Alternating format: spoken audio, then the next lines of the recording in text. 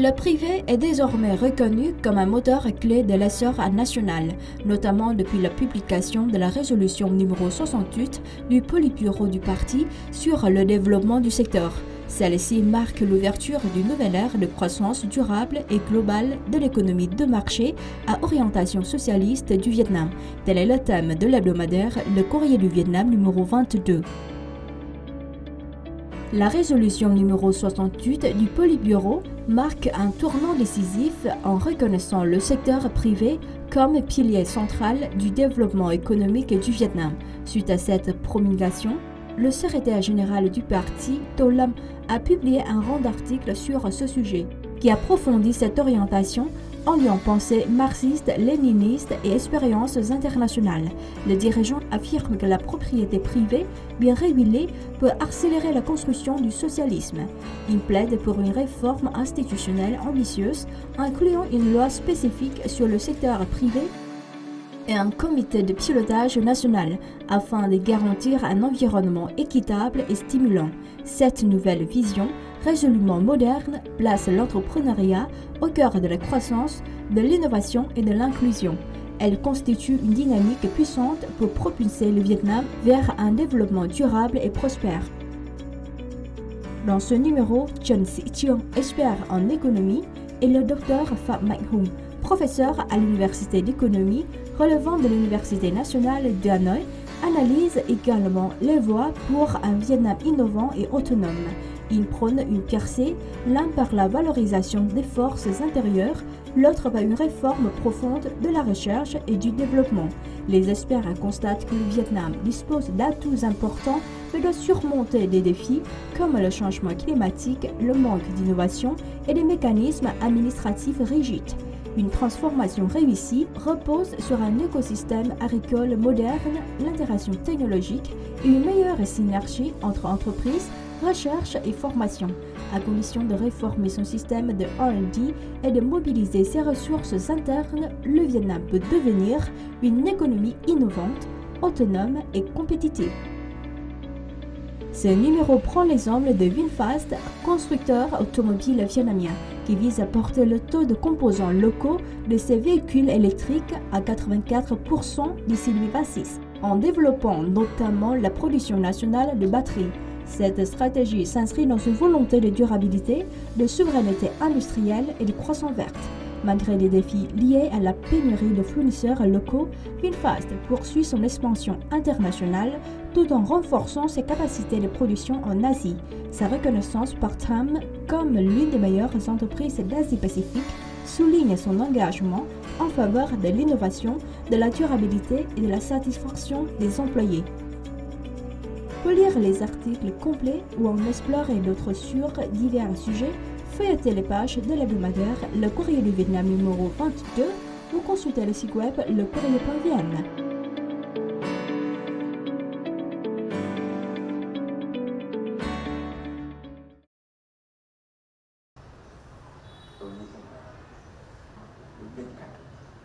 L'exposition intitulée Ho Chi Minh dans les Beaux-Arts s'est ouverte le 16 mai au Musée des Beaux-Arts 66 rue Nguyễn Thái Học à Hanoï.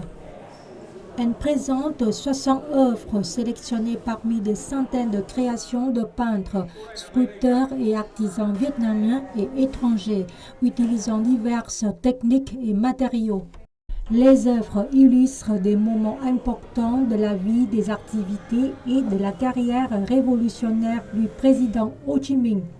La jeunesse de Ho Chi Minh, l'oncle Ho allant trouver la voie du salut national, Ho Chi Minh travaillant au palais présidentiel, l'oncle Ho en campagne militaire, le président Ho Chi Minh avec les différentes couches de la population. L'exposition exprime les sentiments sincères et la profonde admiration des articles envers le président Ho Chi Minh, un grand combattant du mouvement communiste international, un soldat courageux et infatigable luttant sans relâche pour l'indépendance et la liberté des peuples opprimés à travers le monde. Cette manifestation vise à célébrer son 35e anniversaire de la naissance du président Ho Chi Minh, 19 mai 1890, 19 mai 2025. L'exposition se poursuivra jusqu'au 30 mai au Musée des Beaux-Arts à Hanoï.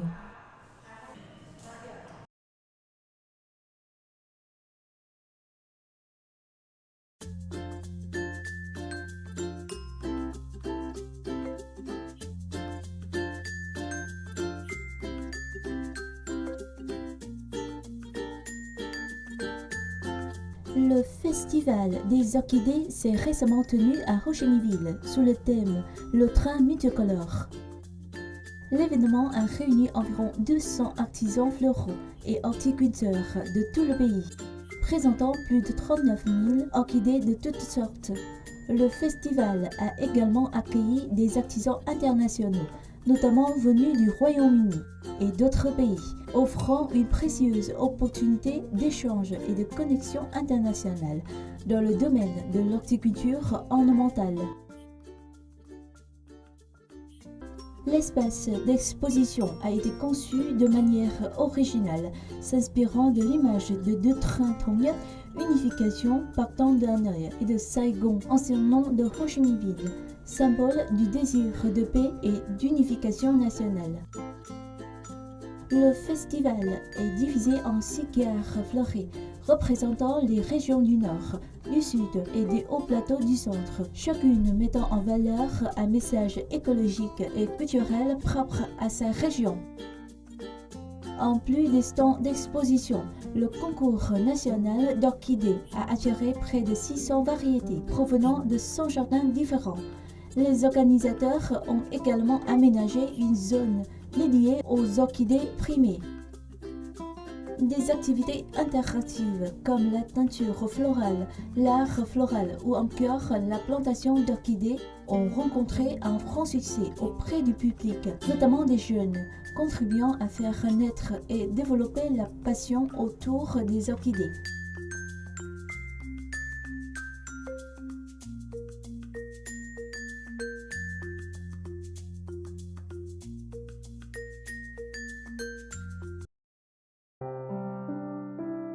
Depuis 2010, animé par un cœur sincère et aimant, l'artiste Đặng Ái Việt, alors octogénaire, a entrepris de dessiner les portraits de mes héroïnes vietnamiennes encore en vie. Son objectif, préserver les marques du temps et l'histoire gravée sur leur visage. À travers son projet poignant intitulé Le parcours du temps, la peintre a réalisé plus de 3000 portraits de ces femmes exceptionnelles à travers tout le Vietnam. En admirant ses œuvres, les spectateurs ne peuvent qu'être touchés par l'amour profond et la puissance émotionnelle qui émane du cœur de l'artiste pour ses mères héroïnes. Ils apprécient ainsi davantage le geste noble et d'une valeur inestimable de Đặng Ái Việt.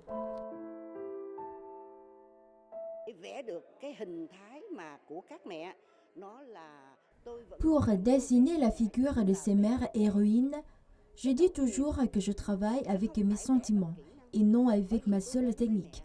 Lorsque je vais à leur rencontre, je leur dis souvent que beaucoup viennent avec des présents, mais moi, je ne porte que mon cœur. C'est avec ce cœur que je peins ces mères.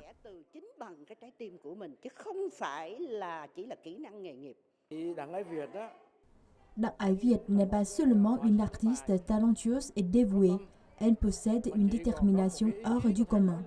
Elle parcourt le pays entier, y compris les régions les plus éloignées et reculées, sur sa vieille mobilette Charlie. Son vœu le plus cher est de réaliser le portrait de chaque mère héroïne encore en vie dans ce pays. L'artiste a confié qu'elle n'a pas simplement peint le visage de ses mères, mais qu'elle aussi dépeint leur âme.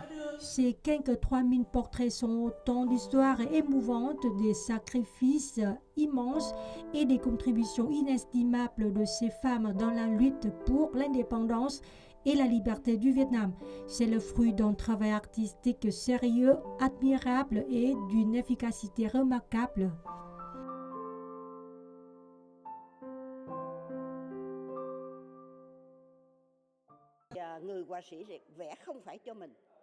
Je dessine ces portraits de mères héroïnes pour les léguer aux générations futures. car nul ne vit éternellement. Ces portraits traverseront le temps pour toujours. C'est là toute ma pensée, mes sentiments, tout mon cœur et toute mon âme que j'ai déposé dans ces œuvres, avec l'espoir que la prochaine génération saura que la glorieuse patrie est née du sacrifice de tant d'êtres.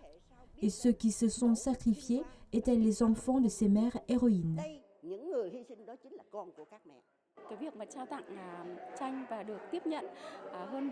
Le don et la réception de plus de 3000 peintures de mères héroïnes par l'artiste à Viet constituent un patrimoine inestimable que nous aurons de nombreuses occasions de présenter au public. Nous prévoyons des publications, des expositions en ligne et de nombreux autres événements pour permettre au public national et international de mieux comprendre le rôle et le sacrifice des mères héroïnes vietnamiennes.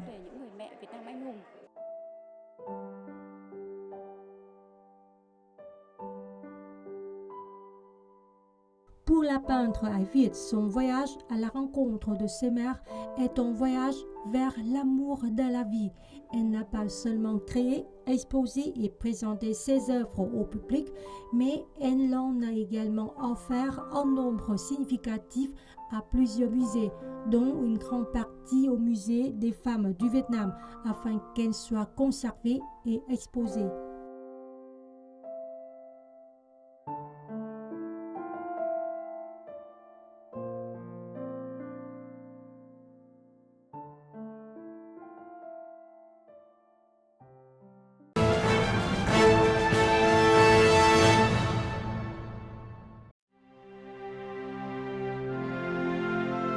L'exposition photo Hanoï ơi au Hanoï s'est récemment tenue dans la capitale. 35 photos prises par 9 photographes, dont 2 étrangers, offrent un regard authentique sur les rues et les habitants de la capitale au cours des 40 dernières années, à la croisée de l'architecture, du paysage urbain et de la vie quotidienne.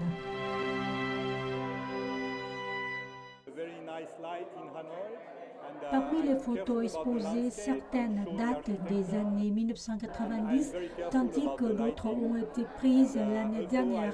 Je souhaite présenter des images proches capables d'évoquer des émotions familières liées à Hanoï sous de nombreux aspects, autant d'émotions que l'on ressent lorsqu'on quitte cette ville.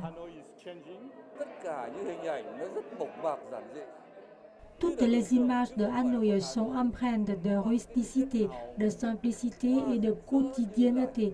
Loin de toute splendeur, je n'ai photographié qu'un Hanoï sans fioriture, authentique et intime.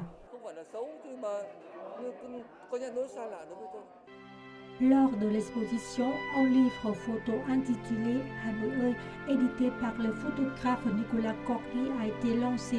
Divisé en 5 parties, cet ouvrage présente les plus belles images de Hanoï, capturées par chacun des photographes participants. Je suis le plus jeune des 9 photographes exposés et je suis très honoré de participer au livre photo Hanoï. Ceux qui photographient Hanoï doivent profondément aimer cette ville. Le livre photo Hanoï reflète une multitude d'angles, révélant la beauté globale de Hanoï. Je pense que cet ouvrage procurera de nombreuses émotions. L'exposition n'est pas seulement un espace artistique, mais une manière de raconter les histoires à travers la photographie, où les souvenirs sont préservés sous l'objectif. Elle présente des images familières de la ville qui, grâce au regard unique de chaque photographe, permettent aux spectateurs de percevoir Hanoï de façon familière mais aussi mystérieuse. Chaque œuvre n'est pas seulement une tranche de temps, mais aussi un pont ramenant le spectateur à ses souvenirs et à son amour pour cette ville millénaire.